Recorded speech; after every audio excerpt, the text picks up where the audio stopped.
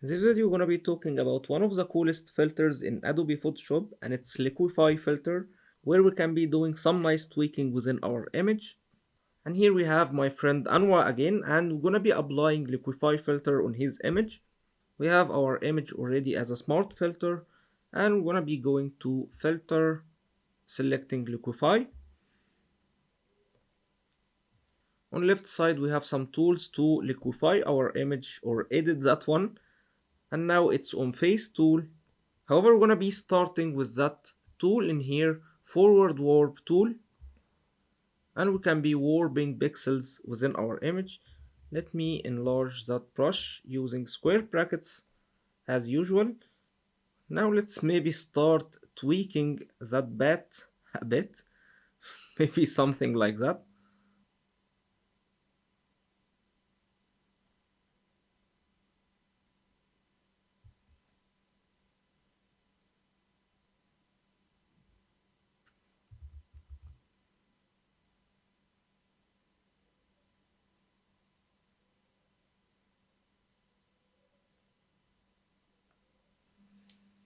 Now he has the coolest bat ever. And on right side we have some settings for our tools. So for instance, now we have brush tool options, we have size, pressure, and we have density and rate, and we have face aware liquify. We're gonna be talking about face tool in a while, so let's collapse that one.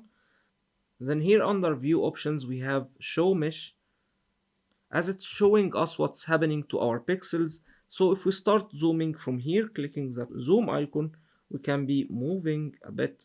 We can see that our mesh is distorted in that area, and we can be reconstructing our image, clicking that one, reconstruct, or even we can be removing all brushed distortions using remove all, or maybe we can be restoring some areas using that tool in here, reconstruct tool.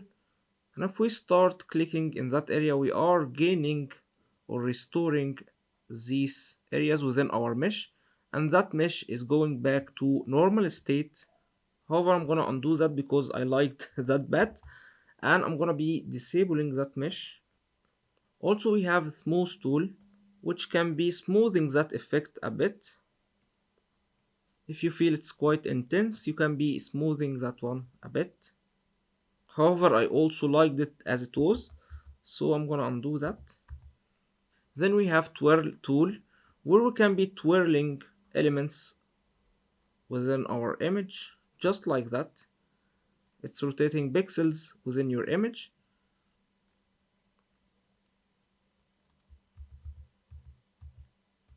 And we have pucker tool, which is working like a black hole. This will be sucking everything within these areas where you're clicking. And we have the opposite tool for that one, plot tool, which can be plotting everything within your image. So you can be plotting these areas once again. However, now they are quite distorted. And we have push left tool as well, where it can be pushing your pixels in a certain direction. However, probably we need to be cranking down density a bit, so let's undo that and reducing density, and we can apply it that way instead, in a single line, straight line, to have that surreal effect within our image. If only Salvador Dali had these tools, his life would have been much easier. And also we can be masking some areas to protect them. So for instance, let's say we need to be twirling that area of our bat or distorting that one a bit. We can be selecting our mask, we can be painting over hand to protect it from our tools. Now selecting maybe that tool, warp tool, and tweaking our bat even more. Now it's not affecting that area. Anytime we can be removing that mask by selecting throw mask tool to remove that area. Now moving to the coolest tool within Liquify Filter, and it's Face tool. And what's really amazing about that filter that it can be detecting faces in a very good way. So let's even zoom further.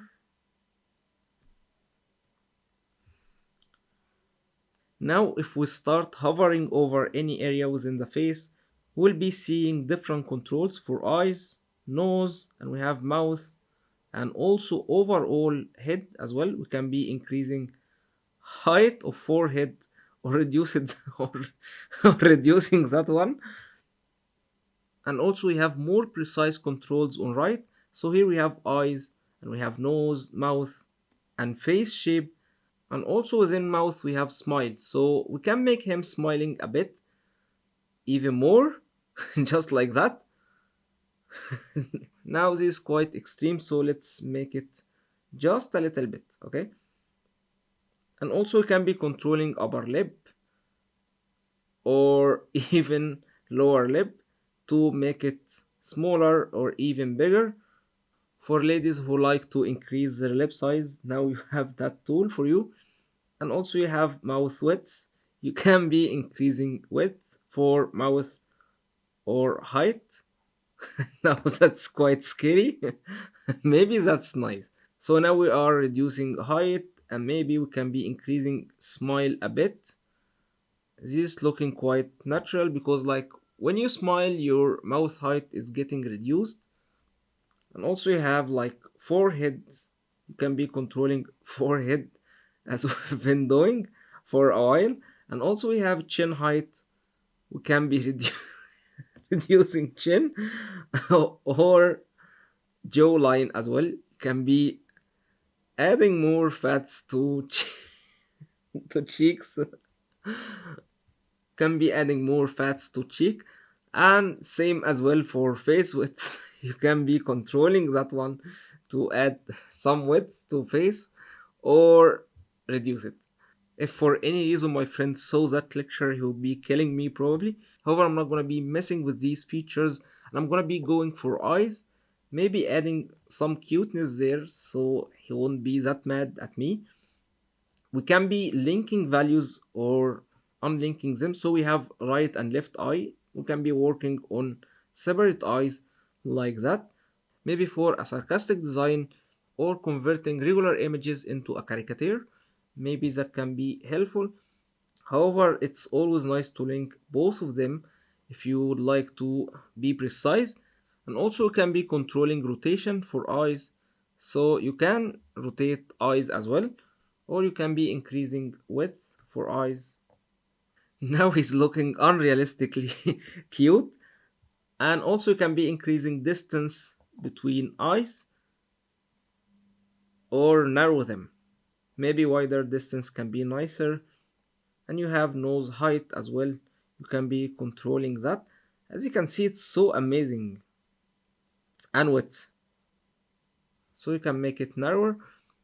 However, to be honest with you guys, if you're going to use that filter, don't go for extremes, because otherwise we'll be turning that person into a completely different one, unless you're doing that for a specific art direction or design reason.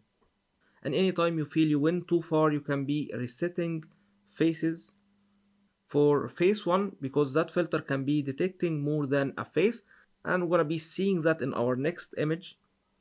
So let's press cancel for that filter.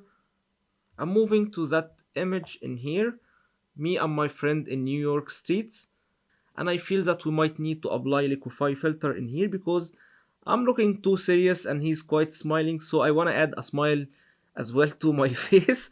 So I'm going to be converting my image into a smart object. Convert to smart object, going to filter Liquify. Now let's zoom in a bit even more. Now as you can see, we have two faces detected within our image. Even I'm wearing a sunglass, it's being detected as well. And same as well for my friend. We've got all sliders in here. We can be controlling them, so we can be sliding these sliders from here as well. However, if I click here, we have face 1 and here we have face 2 selected. And that means if I make any changes in here, they will be affecting my face only. So let's go to add a smile. Yeah, maybe slightly, because if I because if I increase that one, it will be looking quite weird. So I'm gonna make it like that. Yeah, just a little bit. And maybe reducing mouth height as well. That's looking more natural to me. It's not exactly my smile, however, it's quite close to it.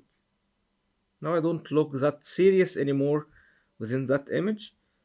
And I can be selecting face one, so going for smile as well, just a little bit as well, and reducing height a little bit.